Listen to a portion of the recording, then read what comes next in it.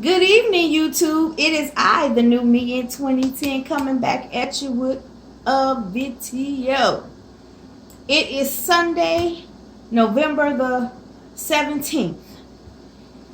And it is about 5:45 in the evening. So I thought I'd pop on and do a video, since I didn't get a chance to do a cooking video yesterday. So, you know, one of my things I do is I peruse the internet and look for recipes to try. So we're going to do a keto recipe today. Well, that's one of the recipes I'm doing today. So this first recipe is going to be a keto blueberry cobbler. So I love blueberries. I've been craving blueberries. So when I go to Sam's, I'll pick up some. But the other day, I bought blueberries. Do you see how big this blueberry is? What are they putting in the fertilizer? So they are huge compared to some that I bought. Now I just bought these at Snooks, a local grocery store. But these blueberries are huge. So I said, well, I got some extra blueberries in the refrigerator, so let's cook up a keto dessert since we on this keto lifestyle. All right. So our recipe calls for, let me move my computer over so I can see this recipe. It calls for 3 cups of blueberries.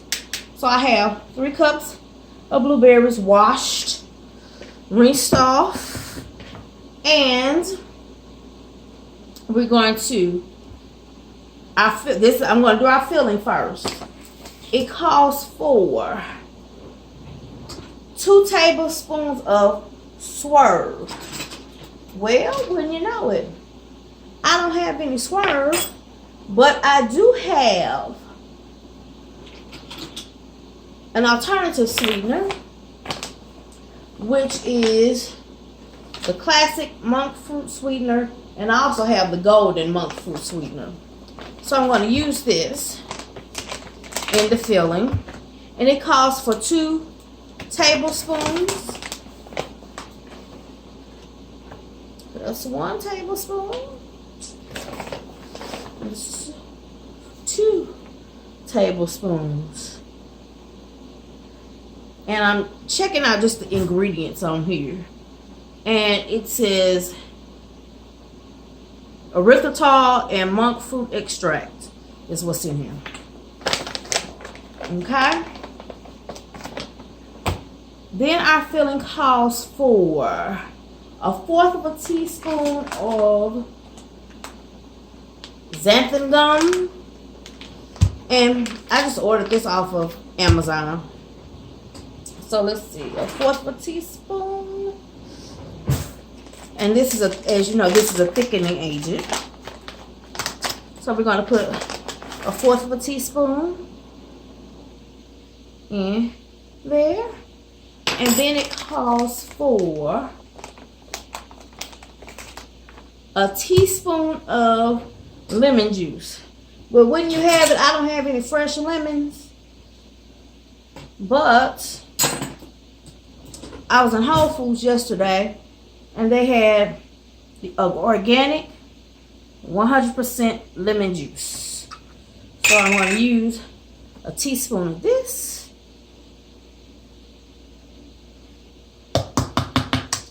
And we're going to mix that up until everything coats the blueberries.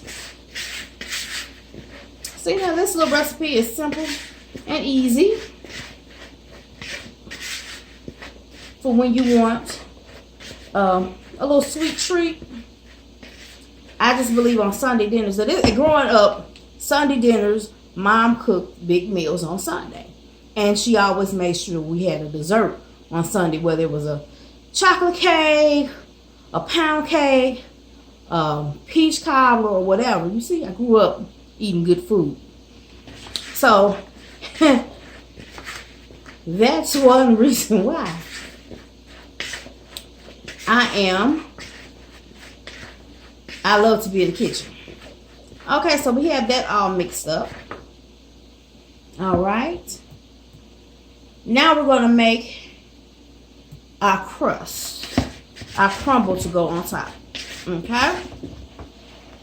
So first we're going to take 2 tablespoons of butter and we're going to melt it in the microwave. And while I'm doing that, I'm going to go to my convection oven over here, my countertop convection oven that I just love. And we're going to get that warmed up. So we're going to do 2 things at once. So we're going to melt our butter.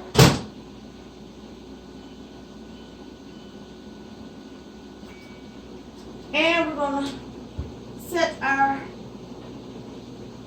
oven to 375. And the cook time for this is going to be 22 minutes. So we're going to set the timer on here. All right. So our butter should be melted. Okay. So we're going to let the oven preheat. Okay, so our butter is melted. And I'm going to get another spatula while I'm over here. So we have 2 tablespoons of butter melted.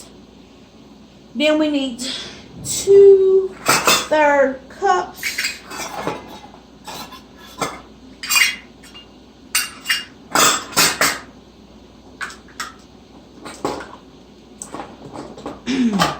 I have 2 sets of measuring cups.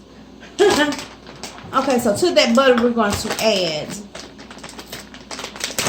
2/3 cups of almond flour. All right. This is the Kirkland brand. I find that buying almond flour from either Sam's or Kirkland is the best way to go because you get more bang for your buck. So that's our 2/3 cup of almond flour. Adding it to the butter. Then we need 2 more tablespoons of swerve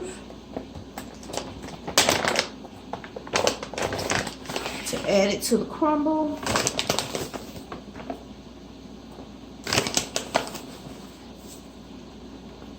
All right.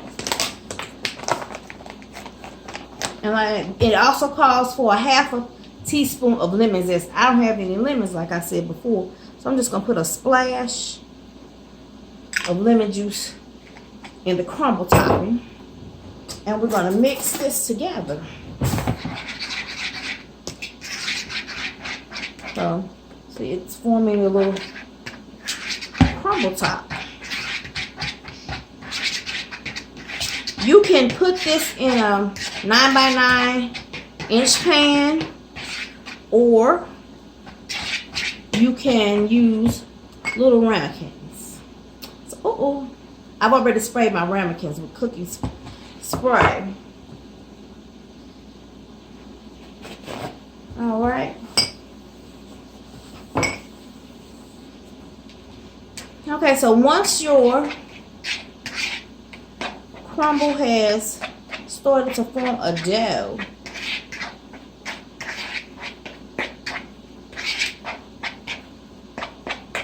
we can start adding them to the ramekins. So I have 2 types of ramekins. I have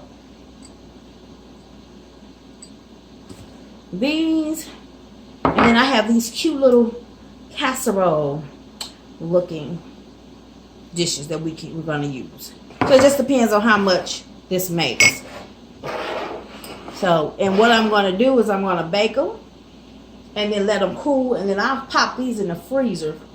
Since it's just me here tonight, I'll have one for dessert and put the other ones in the freezer after they cool. So when I want a dessert, I can pop one out of the freezer, throw it in the microwave or in the oven, and we have dessert again. Okay?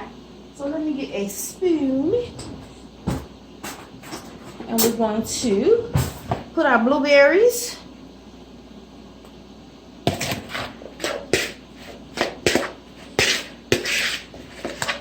into our ramekins. I'm going to start with these little round ones first and see how they go.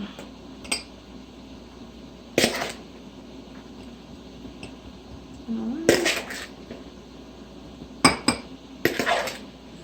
And we're just going to fill them up to that line that's the natural demarcation in the dish.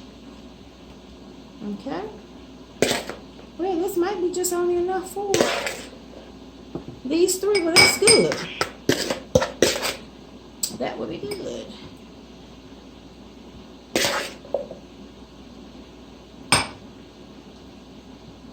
Okay.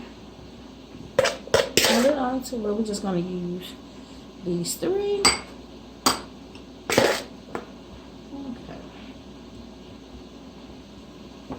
That's a little bit over the line, but who cares? It'll be good. Okay.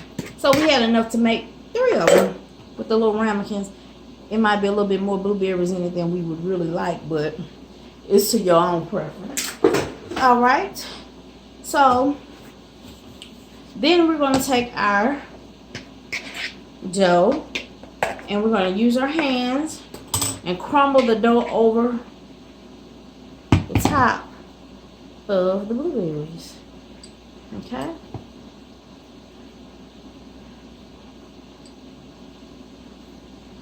Leave some, make little, almost like little pea-sized crumbles. Okay. I probably should have spread the blueberries out into some more containers, but oh well. This should be good. Good. And like you say, when you just want a treat and you can fit it into your eating plan, your macros. So, you know. So that's why I said I probably should have put a little less blueberries in each one of these, but this is my first try, so we're going to see how this turns out.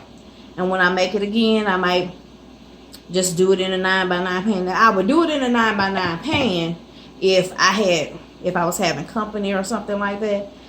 But then having the individual containers of Cobbler works well when you're trying to do portion control and then you're only making it for one person. So,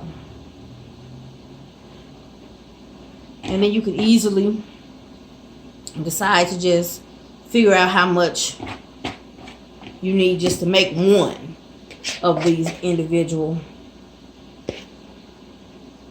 dishes.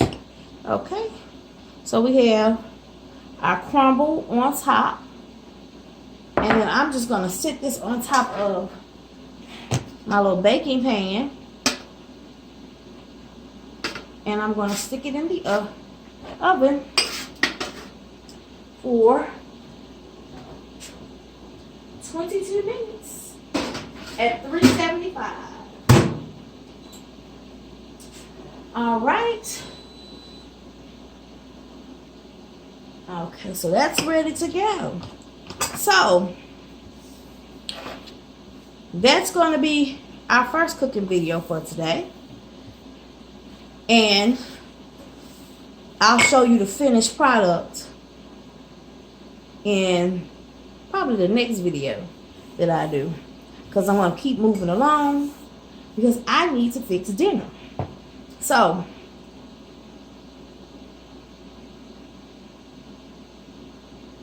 I'll be back when that's done and we're going to start dinner. Have a good evening. Bye.